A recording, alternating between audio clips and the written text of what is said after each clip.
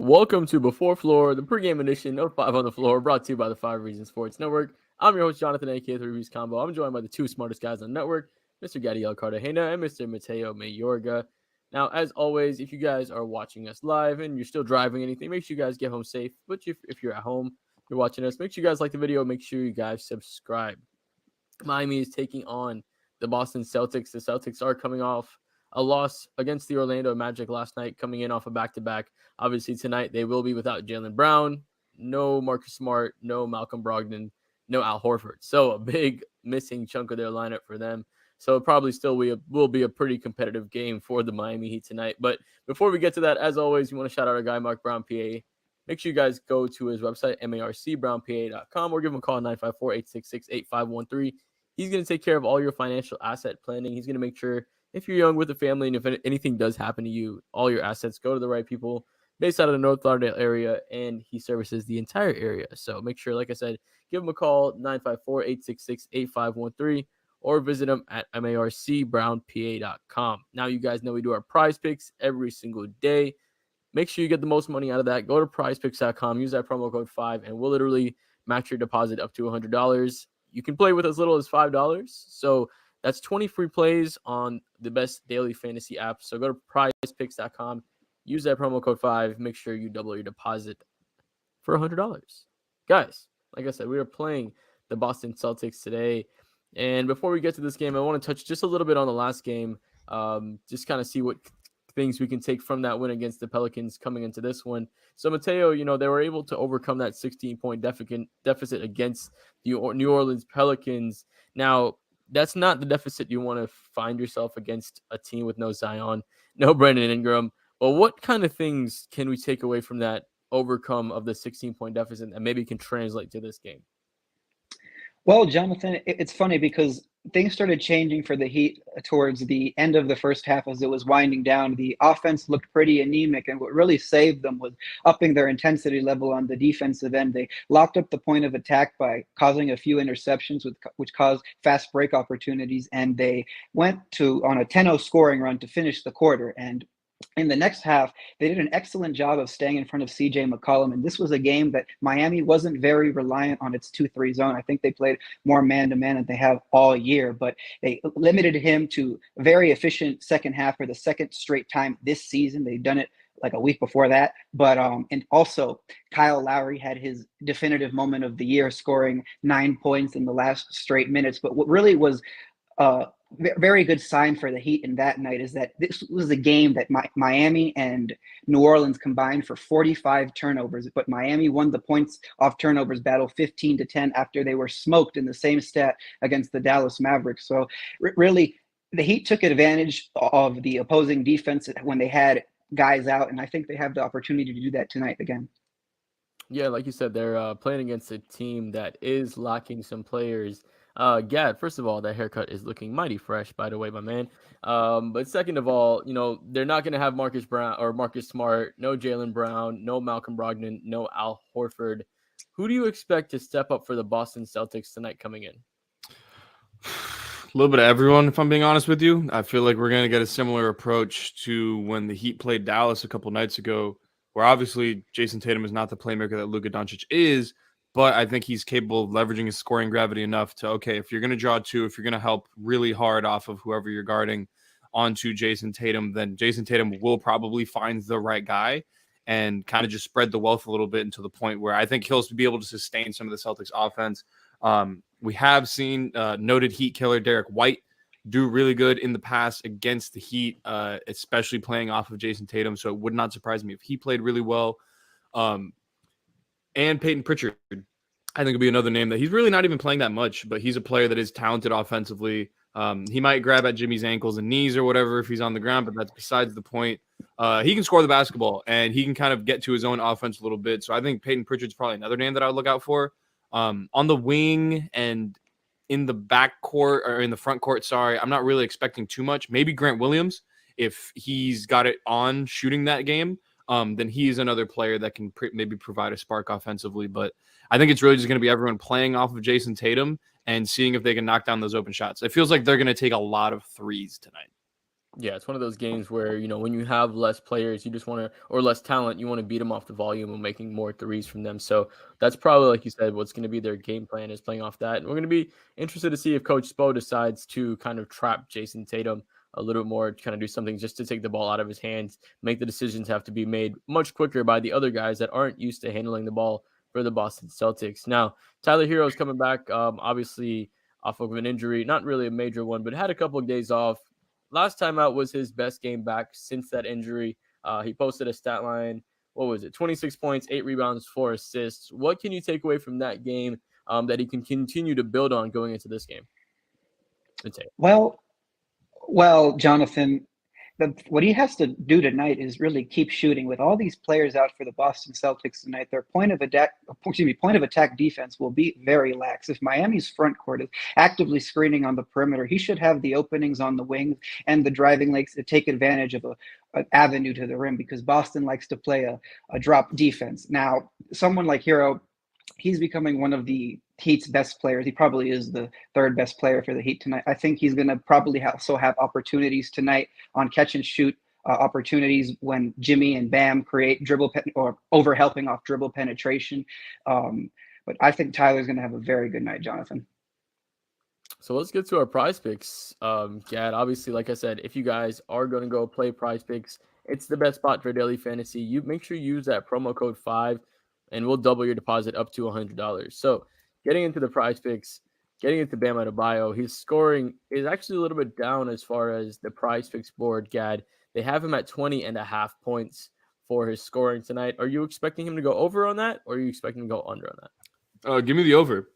Maybe this is more wishful thinking than anything, but I want to see Bam kind of exercise some demons in terms of the whole Robert Williams narrative. Anytime he's come into these games where he's rumored to go against someone that really gives him a lot of trouble, I think he's come into those games with a chip on his shoulder this season, and it wouldn't surprise me if it's the same, where now I really don't think they have an on-ball defender that can really stick with Bam the way that Al Horford would kind of make Bam a little bit uncomfortable. And if they're going to try to park Robert Williams in the paint, I think Bam has enough counters in his game to actually be able to score against that. But I'm excited to see it. I'd go over with Bam. I think he probably gets closer to like 24, 25. I think he's going to have a lot of free throws tonight with the way that I expect the Celtics to be guarding him. I think he should be able to get to the line maybe like 8 times, if I'm being honest. Interesting. I'm curious to see how he does that because I can't remember who posted a stat, but his elbow touches have been up. So, like you said, attacking that matchup is going to be something hopefully we see. I'm going to take the next one, Mateo. Sorry to steal some of your thunder. They have Jimmy Butler at 1.5 steals. He's averaging 2 steals a game during the month of January. He had 5 steals out last time against the Pelicans. When you're playing a team without their primary facilitators in Malcolm Brogdon, Jaylen Brown, and Marcus Smart, you're going to have guys make more lapses on the playmaking side. I think Jimmy is going to take advantage of that, and I think he gets over a steal and a half. Let's get to Tyler Hero, Mateo. They have him sitting at 20 points even. Are you feeling over on that? Are you feeling under on that? I'm going with the over. I don't like, to Gad's point when he mentioned they don't have anybody to really stick with Bam. I don't really think Derek White can stick on Tyler if the Heat's front court is actively screening. He's going to have a very big night. The defense that's going to be out there tonight is not going to be what we've known to see from the Boston team this season. They've won 9 out of their last 10 games, as Gad pointed out earlier this morning, but they don't obviously have all of those available weapons. So I'm going to go with a very big night for Tyler Hero. And one more last thing, someone like Jason Tatum, I don't think is going to be too concerned with playing defense, because I think he's already made up his mind about taking 30 shots tonight for the Celtics because someone has to. So I think guys like on the perimeter, like Tyler and Jimmy, are going to go off. No, I think you're a good point. Like they're going to try to outshoot us, right? That's going to be their game plan, is just offensively try to do what they can, because they're missing a couple of their key defensive guys. Like with no Jaylen Brown, who's probably one of the best guys that matches up with Jimmy Butler, and then you have no Marcus Smart, who's one of the better guys who matches up with Tyler Hero. It makes it a lot harder for them to do what they want to do defensively. So it's going to have to come on the offensive side of the ball. Gad, break us down on your prediction of tonight's game and who gets the win. I think prime time, it'll probably still be like a pretty fun game, if I'm being honest with you. I think you're going to see kind of like a virtuoso performance from Jason Tatum a little bit, at least in stretches. I think ultimately you'll look at his stat line at the end of the night, and say, okay, he played good, not great. Maybe like a whole bunch of volume, filling up the stat sheet, and then like a lot of turnovers or something. Maybe a bunch of missed shots, not the most efficient night from him. I'll take the Heat to win. I was looking at the spread earlier, and it was about like, I think it opened at like Heat -2 or something like that, and then it moved all the way to 4.5 with the injury news. So it looked like the books were expecting the Heat to win this game with the Celtics coming off back-to-back. I'm intrigued to see how they play. I wish the Celtics would have been healthy so we could really see how the Heat match up against them. But I'll rock with the Heat tonight. I think they play good at home. I like Mateo's prediction on Tyler Hero having a pretty good game. And listen, the Heat are not the best team in the world. I think they're a good team. I think they've played better basketball as of late. Obviously, the Pelicans game is not the best indication of that. I'm excited to see Kyle Lowry's follow-up performance tonight because he's been really inaggressive in the past. And then in the fourth quarter, he took 5 shots. He scored 9 points and ultimately was the difference, I think, for the Heat actually winning that game in a game that way they really shouldn't have won through the first 45 minutes of the game. So if Kyle Lowry can just be a little bit more aggressive, take some pull-up jumpers, and kind of do more or less what his job is supposed to be, which is kind of read what the defense is giving you and either play make or score off of that, not just try to play make. I'm excited to see what that looks like from Lowry tonight because the Heat desperately need him to string together good performances as a scorer, not just as a playmaker. Yeah, I 100% agree. I mean, I think, there's been a lot of back and forth. I mean, anybody that's on Twitter is seeing it about the contributions of Kyle Lowry. And regardless of how strong of a last 2 minutes he had in his last game, he still has yet to earn that $30 million contract. And, giving a guy that old a $30 million contract is risky. And then we talked about this being, in the last game, the last show of him wanting to kind of replicate what Chris Paul did for the Phoenix Suns. So you kind of want to take that risk maybe to see if that can get this team over the hump. But at the price point where he's at right now, he's just not worth the contract. Mateo, what are you feeling about this game? Who gets the win?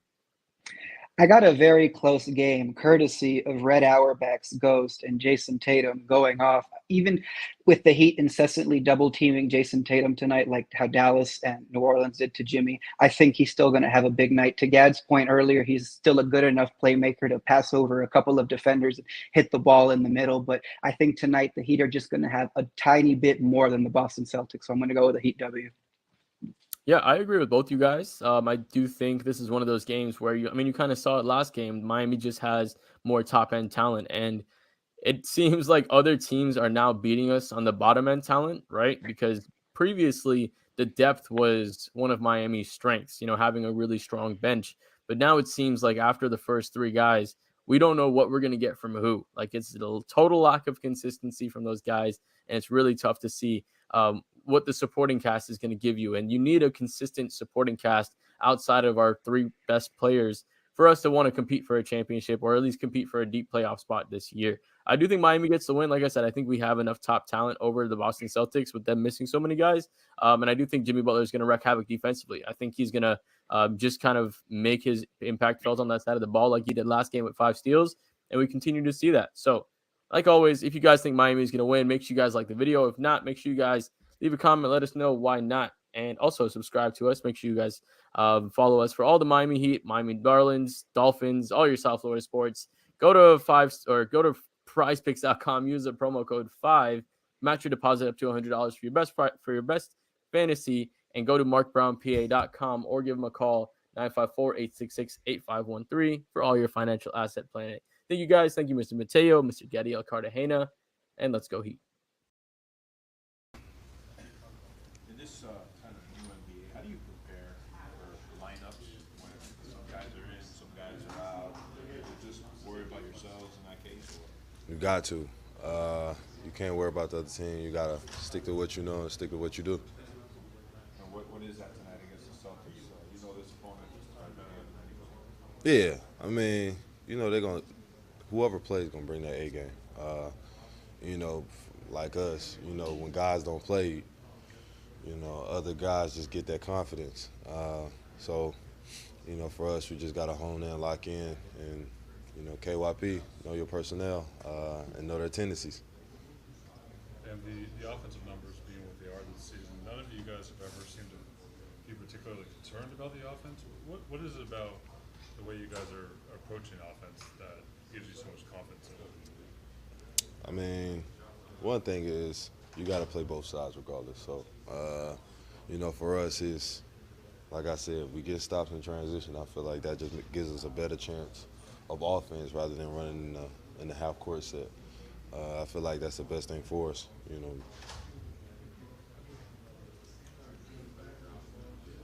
about Grant every time, but does it get more fun, less fun playing against him at this level? Nah, definitely more fun because I think I'm up in the record.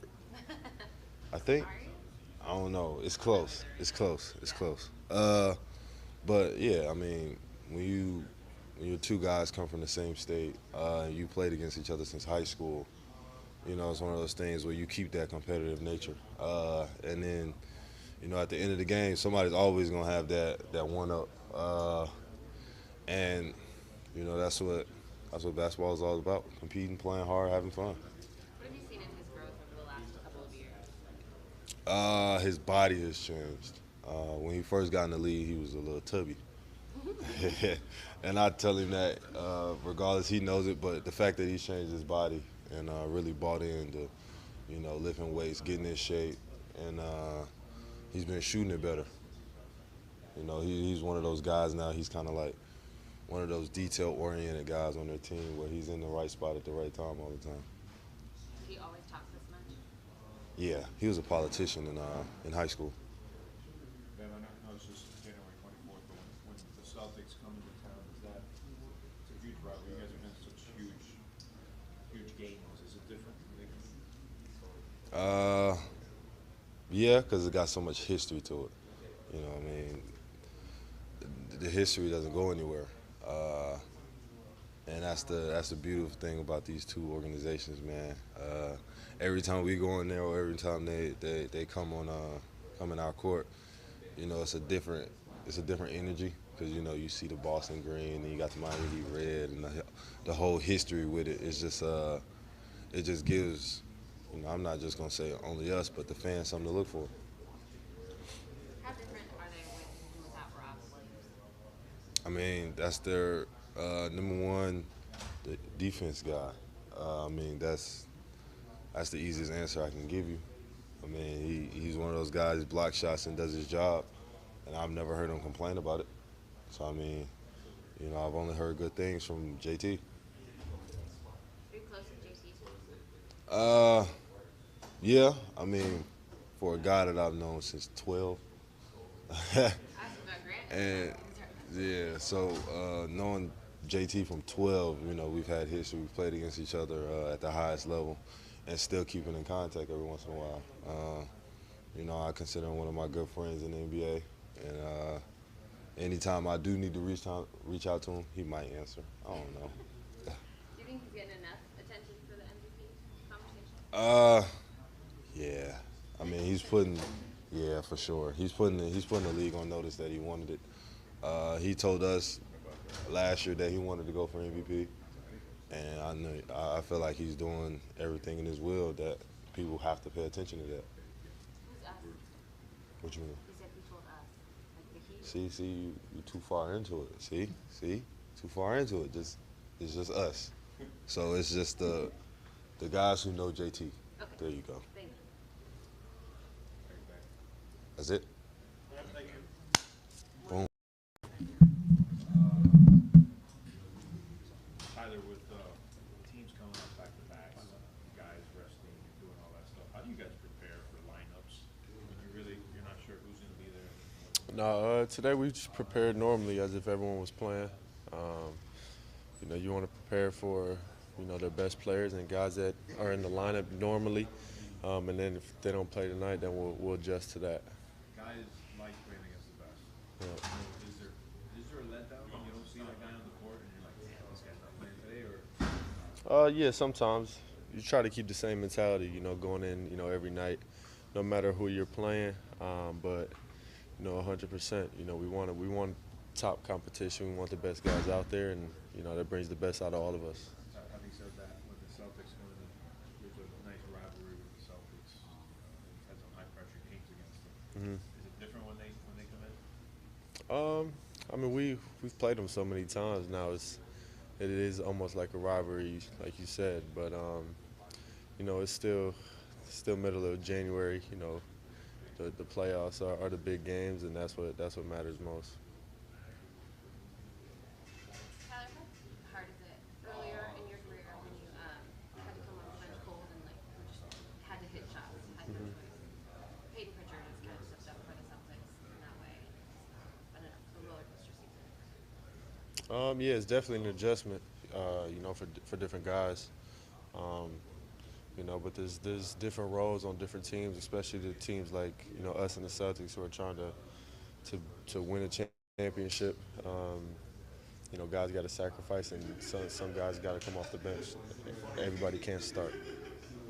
How do you maintain during the Stay consistent with your work. I think, you know, through highs and lows, you just want to stay even keel and, like I said, stay consistent with your work, and everything will work itself out. Yeah, it's taking a couple games. I feel I'm starting to get better every game. It's still like some leftover stuff I'm dealing with, but overall, you know, I feel good enough to go do what I need to do.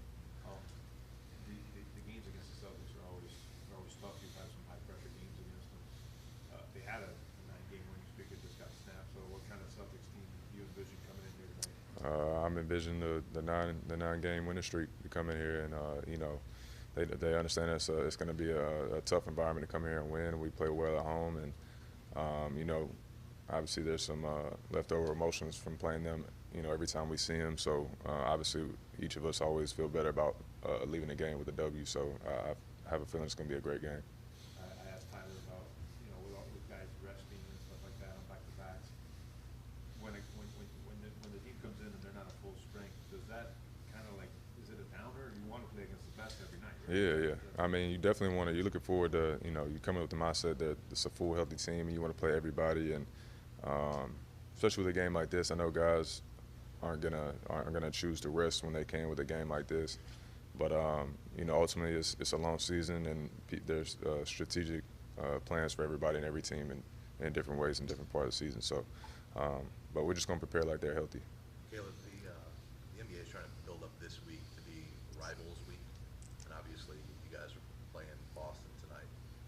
Do you buy into the rivalry? Does that juice you up any more than any other team? Yeah, I mean, it's whether somebody was boosting up or not, we're gonna, you know, we'll feel like it's a rivalry game regardless. You know what I mean? Like I said, we just got a lot of leftover stuff with them, and vice versa. And you know, we want to try to, you know, win every opportunity we get to play against them. So we'll be amped regardless. The guy that plays like your type of position where you're all over the place, you kind of like these down and dirty, you know, Yeah. rivalry games, right? Yeah. Is that kind of right up your alley? Yeah, these are definitely my type of games, and you know, they're just for competitors, like Coach says. I mean, they got competitors on each team. You know, we got a ton of competitors in our locker room. They got a ton of competitors in their locker room. Whether those are guys that are scoring or guys that are going there and playing a role. You know, everybody wants to contribute and understand what type of game it could be. So. I know it's early, but this is kind of the time you guys are kind of all together again. Everybody's back. Is this when you really got to see that jump? Is that? For sure. Now's the time to take those steps to progress to get to where we want to get to right now. So, you know, we're all trying to make sure we're mentally and physically well enough to come in here and do what we need to do. And we'll come in with a great game plan and just try to execute it as best as possible. Appreciate y'all. Thank you.